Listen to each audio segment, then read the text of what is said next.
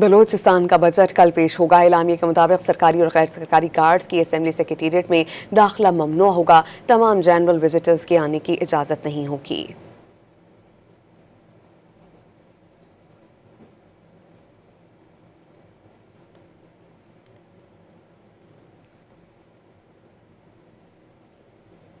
कायम मकाम सदर कराची चैम्बर मोहम्मद रजा ने कहा कि मॉनेटरी पॉलिसी को मायूस कुन करार देते हैं। वीडियो में बयान में उन्होंने कहा कि कराची चैम्बर ने हमेशा शरह सूद को सिंगल डिजिट पर लाने का मुतालबा किया है।